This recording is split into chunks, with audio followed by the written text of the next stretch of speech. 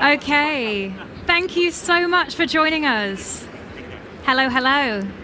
Thank you, everybody. Fully aware that there is a happy hour going on concurrent to this session, so huge thanks for spending your time with us. We can join you at the happy hour in 30 minutes' time. If you have not been in one of these sessions before, just a quick note, you will have a better sound experience if you have those lovely headphones on that make you feel like you're in a silent disco. There is a volume switch on the side if you want to turn us up or down. Is that us too? No, we don't need the... They're invited to the silent disco and we don't get to be part of it. It's also, where's the happy hour? The happy hour's upstairs. Do you want... I mean... Please stay. Please stay. If there was some shoot mechanism, I think that would be really helpful. Can we get some drinks down, please? That would be good. Drone delivery? Yeah, if only. Okay, we're going to kick off. We've got just under half an hour. This is my favourite titled session of the whole 2 days, certainly the best one that I've been part of. What the fuck are you going to ask us? And that is how we're going to continue this session. I'm Danny, by the way. I'm going to be hosting with these two wonderful people, co-founders of Rockadale Studios and the team behind The Assembly. The Assembly, as I'm sure you know if you've decided to come to this session, photos are happening as we speak, is one of the most talked about TV formats.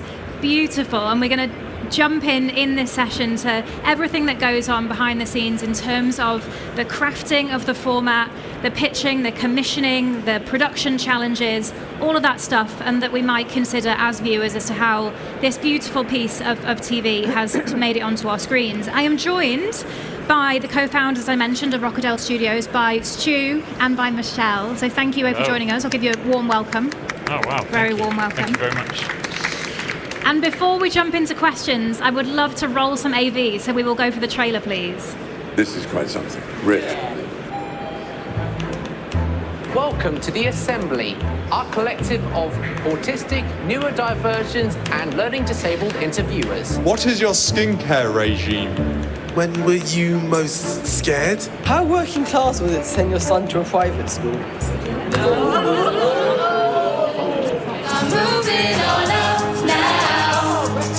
This is my favourite interview that I've ever done.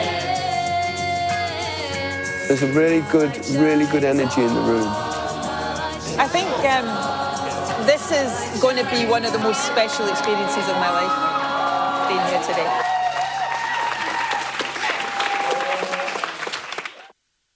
Beautiful. Thank you. Okay, in case you have just arrived late, headphones, put them on your head if you want the best sound experience. If not, you've got us in full 3D sound. Okay, let's start with the obvious. So I would love to kick off. What were you thinking when you first acquired this format? And tell us a little bit about the commissioning process, if you wouldn't mind. Oh, crikey. Bloody hell. It started, some agent, some American fella who represented us in the States, had a meeting with us in which I think he tried to tell us about a bunch of sort of boring shows, and at the end of it he went, oh, and there's this other thing that someone's making in France. It's like a bunch of autistic people ask questions to celebrities. And my first thought was, oh God, that's going to be awful, because I don't trust TV people with disabled or neurodivergent people. And then they sent us an episode of it. I watched it, and it was where the original French cast interviewed Emmanuel Macron, and one of the first questions was, hey, is it really the actions of a role model to be, effectively banging your teacher? And I thought, shit, I want a piece of that format.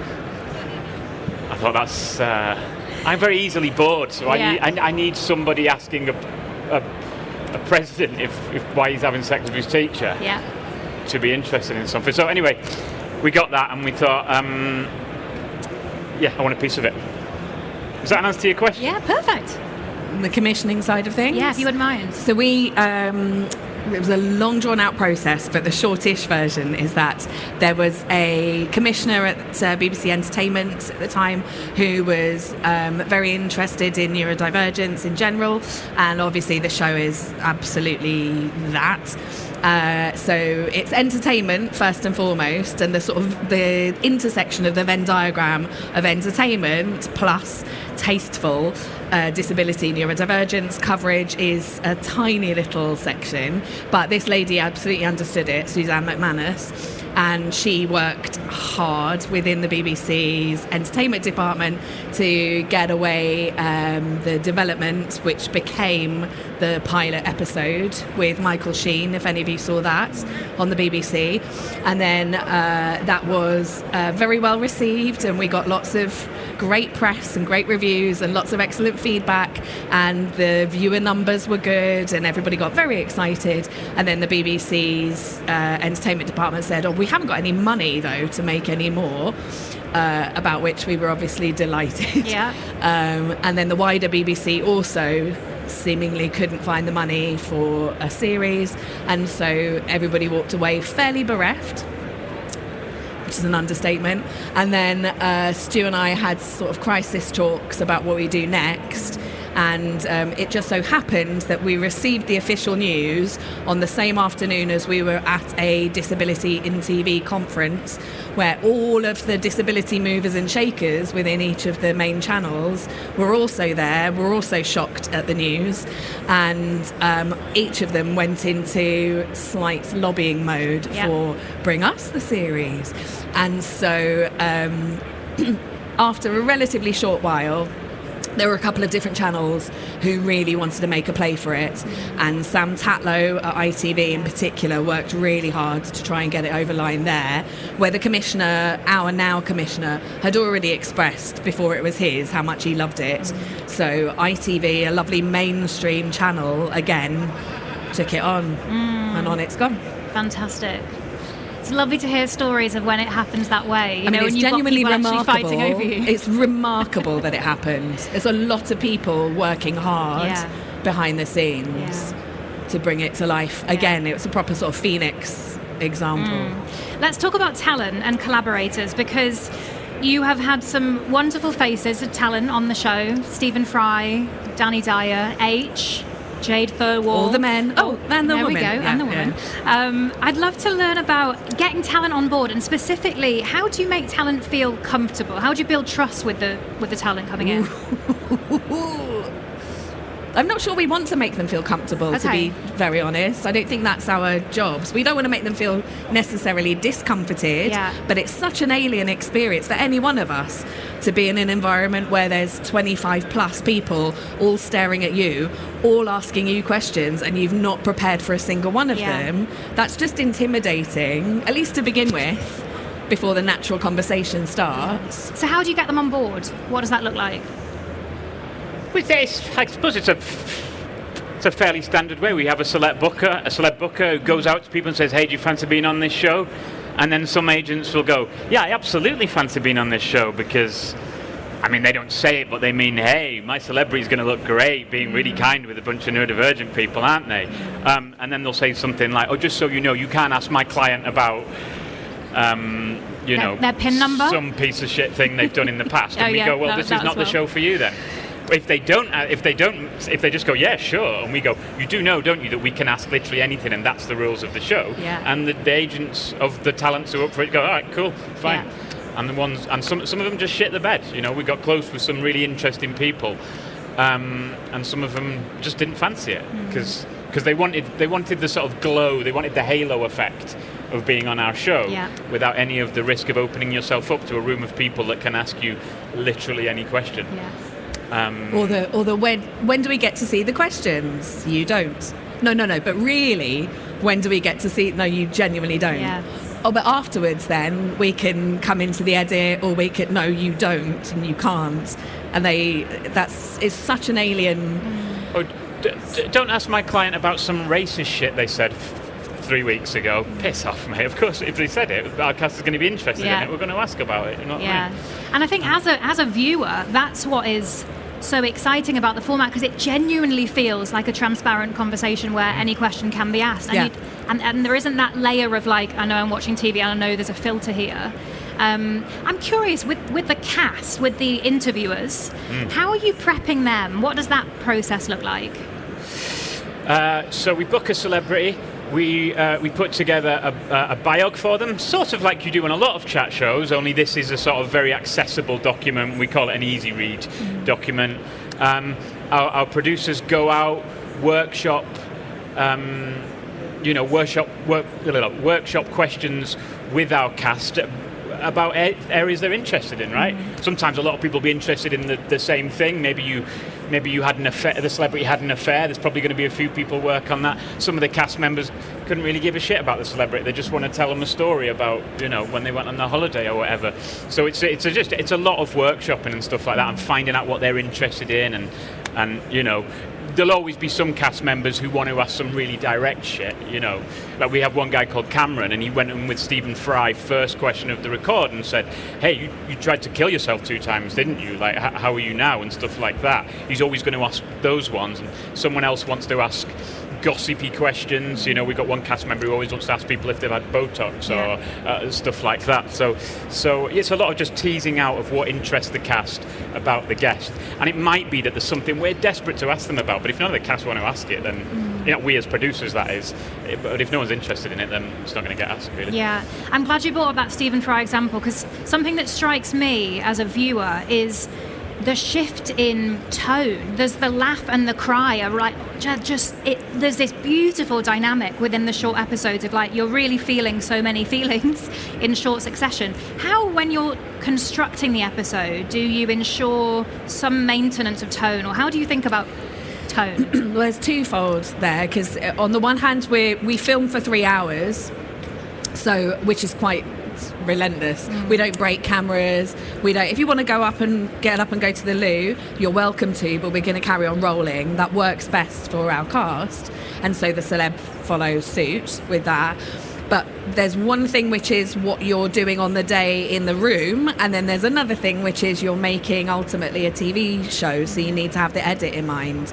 And so the record of the 3 hours is a longer running order version of what's going to be the truncated 23-minute version in the edit in the end. So what manipulation there is by way of production is the running order that we determine, and that's typically a sort of mood thing, where best you try and gather some questions together that feel like the way they're asked is going to convey a similar sort of emotion, but not too much. And then you have a sort of maybe a punchy question to start with, and then something gentler, and then something that you reckon is likely to elicit something funnier, and then you go in with something harder. So we do construct the run of play for the record itself, otherwise it would be absolute chaos, but with a edit in mind, because from that 3 hours, as I say, you end up with 23 minutes.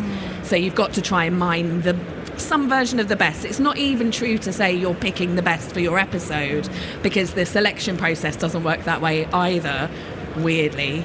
And to that point, I don't know if you guys already know this, but at the end of the last series, we made an episode called Unseen, which is still on ITVX. We're making 2 unseen episodes this series, and as the name suggests, that's really good content that didn't make the individual episodes, but it's not the sort of scrapings off the cutting room floor. The way we select for episodes does not necessarily mean we're cherry picking. It's super complex, that. Yeah. And in terms of the edit and what you are choosing to pull into the let's say the main episodes, are there lines that you won't cross, even if it makes good TV? Are the stuff that you have cut out and you're like, we're not even going to put that in the unseen? I tell you what, if there's anything in our show that I worry that I think we're putting in order to invoke or to induce a sort of cocked head reaction from an audience, right? It might be beautiful, but if I'm asking you to feel sympathy for our cast, even if it's probably going to make a really sweet sort of lovely, you know, Pride of Britain style moment, then it doesn't go in. Basically, it just doesn't go in. It's too easy. It's low hanging fruit. When you know, we as a company, we pride ourselves in making disability led content. And it's so easy to go, look at this poor sod, isn't he cute? And so certainly that. Other stuff, we have a lot of compliance stuff on our show. Do you? Yeah, I couldn't possibly imagine. People have asked questions about, I don't know. We've had a few questions that are some version of, hey, can you talk about your mate who's a sex pest? The compliance people usually have a few opinions on that sort of thing. which is annoying. What else can we show? Even then we'll fight them. Even then we'll go, no, but this is public, Yeah. Once there was a question asked of one of our guests, which was fine to answer in the room, but it turns out it was a question about a minor, and we weren't aware of that at the time, but it was about somebody's child, and we didn't know that it was about a kid. We thought it was about one of their older children, and so in that circumstance we're not going to, it just stands to reason, this is not an exploitative show. So in circumstances where you're not giving somebody a right to reply, to Stu's point, or where you're talking about children without their permission, you're not going to do that. Unless you're Danny Dyer, in which case he will talk about his children. They don't have a right to reply, and they know who their dad is. So that's the way it goes. Yeah. Aside from compliance, Michelle, this is probably one best for you. What is the hardest part of making the show that we wouldn't know about? Oh, God. So all the way through this series, I've been saying to the team, in a really lame joke way, but it's such a simple show, and it's supposed to look like it. It is, and obviously it's everything stripped back, so you see everybody, the crew, etc. The reality is that a vast majority of our team, as well as our crew, wider crew, have a variety of access requirements, and access requirements change. Disabilities don't always stay exactly the same, so needs change. That is complicated if you're going to do it properly. So managing a team of people who have very, very different access requirements is super complicated. That's before you get to the cast, who also come with a variety of complex, sometimes, requirements. And then beyond that, it's the location and the potential evacuation requirements because of access needs is mind-blowing. And then feeding and watering everybody. There are some people in our cast who will only eat white bread, plain cheese sandwiches. And so our production coordinator makes them a cheese sandwich every filming day. That's not normal for a production coordinator duty. There's one guy who will only eat garlic bread, and so that's his order. And we have catering who supply us food, but they'll always deliver him garlic bread because that's what he eats. It's complex, but there are so many people who bank on doing whatever they can to make it a positive experience for the cast, and everything works around the cast first and foremost, that people go above and beyond what is, I would say, typical for standard production. And it's lovely that things are changing. They're not changing fast enough, but it's really exciting to see that people will do it time and time again for the right reasons. And I guess because our cast aren't dicks. If you've got a bunch of dickheads, then you're not going to try and make it easy for them. Just stick your garlic bread. Thank you for sharing that. It's lovely to hear what goes on behind the scenes, but I think it comes through the screen because there's a real comfortability within the room. And I can only imagine that is because of the very diligent work that your team are doing to ensure that every single one of the cast feels seen and respected and has got their needs met, right, in whatever way that may be. They've continued to say that, but even Pete, our pilot, the Michael Sheen episode director's here, and even off the back of that first episode, Pete, our cast were saying for many of them it was their first experience of being in a space that felt like it was theirs first. And others, whatever the other reason is, in this case a TV show, subsequently. And that's something we're just incredibly proud of. But it takes time. So to your point about sort of surprises and complexities, that's one. Just bouncing off that, some of my favourite interactions in the episodes are the kind of like micro moments of like the nudge and the wink and it's not the prepped questions as much as they are prepped, as you've said. How do you go about making sure all that is captured? You just don't stop shooting. Quite frankly, there's no stopping them doing pickups and all the rest of it. We tell the celebrity when they come out of that lift at the start of the show, we will be rolling from the second those doors open for 3 hours, and then we're done, and then you're back in a taxi. And so inevitably those little moments will happen. You know, there's no, right, stop there, you know, bring you in, you lot shut up now. That, you know, it just keeps going. Yeah. And so, and part of that involves telling our cast that they can not quite speak whenever they want, but certainly the cast members who are sat either side of the celebrity can just, you know, there might have been a complex, emotional, vulnerable discussion about mental health, but if after that someone just decides to lean over to the guest and go, hey, do you like water skiing? Then it's okay. Yeah. And I think, again, it's creating an environment for that, I suppose, right? It's sort of protocols, but it's also just vibe a lot of the time, you know what I mean? And so, and if someone does that, if someone becomes a hey, do you like water skiing guy, then we'll let them know afterwards. Well, that was great when you asked them about that. You know, keep doing more of that. So yeah, it's tempting to be impatient though, especially when you know you've got still a finite time to shoot and loads of people who are really keen to ask loads of questions.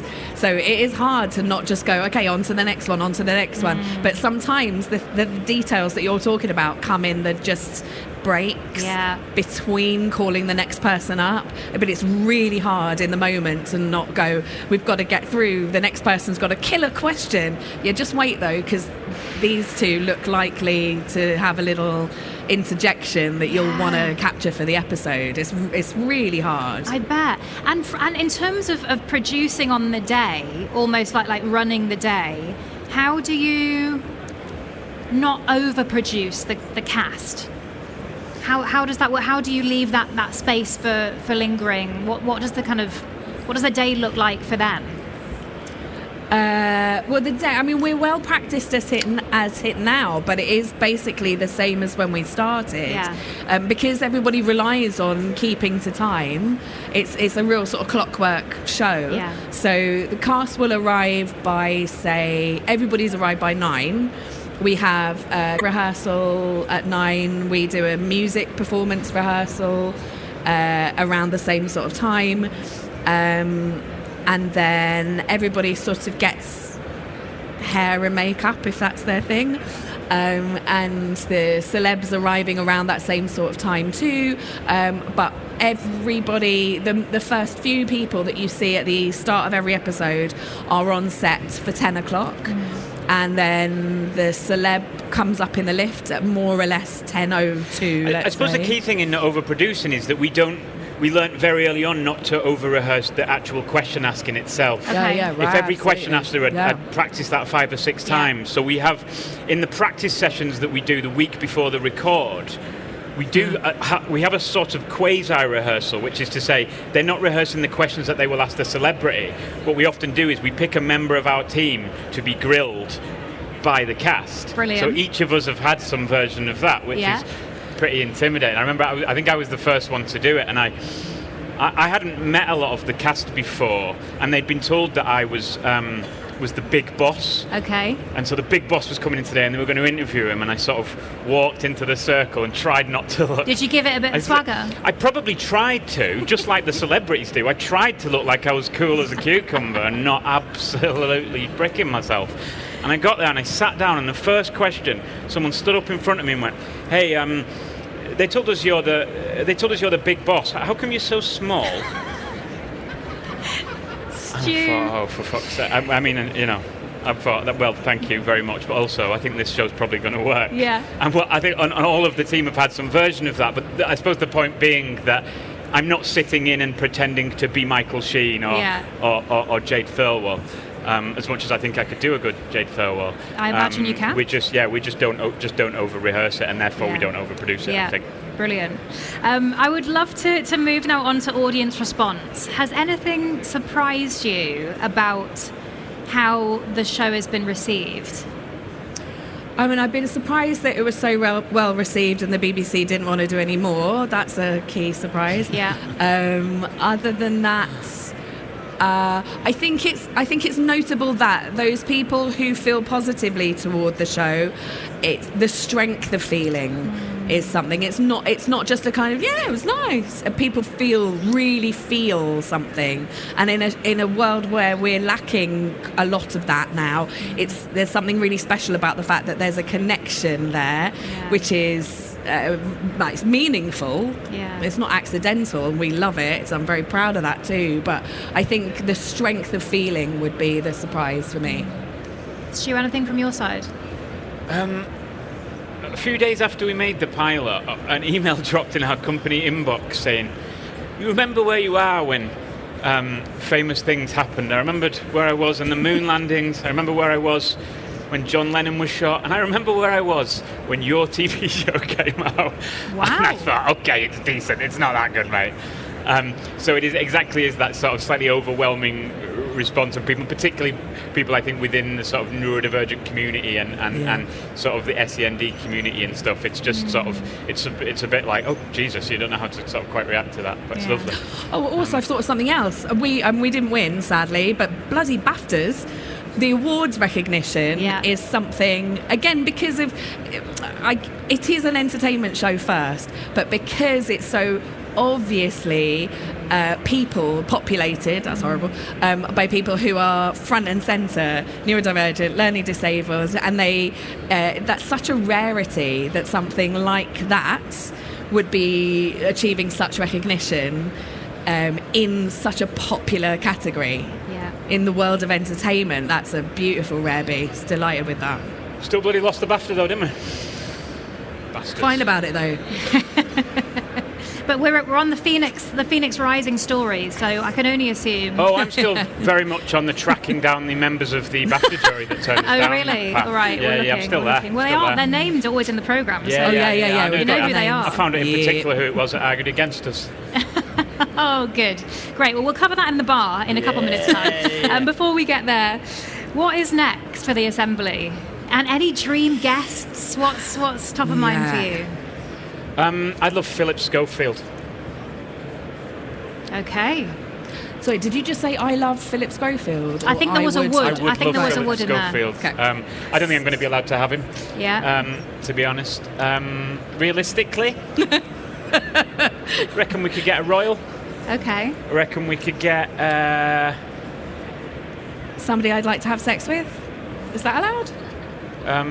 We've already had one of those, haven't we? That's true. Who was that? Also, do you want to guess? Should we play a game? Which celebrity guest? Sorry, I think we've run out of time now. It's such a shame. No, who would I like? I don't know. Paul Rudd. I would like Paul Rudd. I'd like a few more controversial figures. Yep. Is what I would like, to be honest. I'd be keen to know, because we haven't properly done it yet. Arguably, like what would it look like if we had a bit of a prick on the show? Yeah. How does that change the energy of a show, and what do you lose and what do you gain? You know, because if we do nothing on our show, we hold people to account, and so, you know, that's the bit that terrifies me when our cast asks those questions. You know, when in the very first episode we did, when Julie's came up and asked Michael Sheen, she said, like, how does it feel to be, you know, to know that your wife is 5 years older than your daughter? At that moment, we hadn't made this show before, and at that moment, you know, we were on a small production company in a potentially dying industry, and I thought, Sheen walks out here now. Yeah. We don't make this show. This show goes to shit. There's no pilot. There's no series. There's no anything. And that terror, it brings me great joy. Also, that terror was made worse specifically then because Michael Sheen's wife was in the room downstairs watching. Yeah, Michael Sheen's young wife. Good. Gosh, this sounds like a very tense shoot. Oh, it's terrifying. I mean, when those moments happen, and when someone in this series came up to what's his name, Sir Stephen Fry, and said, Sir Stephen Fry, are you a top or a bottom? And again, you go, okay, how's this going to play out? And it's terrifying, but you know, I think you need that sort of sense of terror in your working life, don't you? And that is what watching it makes it thrilling to watch. Is that, as I said, it doesn't feel like there's a filter. So thank you for getting the guests that you're getting, for working as hard as you are, for creating the environment that you are, that the cast feels so comfortable in, and we get to sit at home and enjoy it as much as we do. I can see a lot of nodding heads, so I know we all feel the same. That's really important, right? Yeah. If anyone knows anyone proper mad famous, do ask them if they want to be in the show in the future. Okay, we will take that away. Thank you both so much for joining us. I really appreciate your time. Thank you, everyone. Thank you.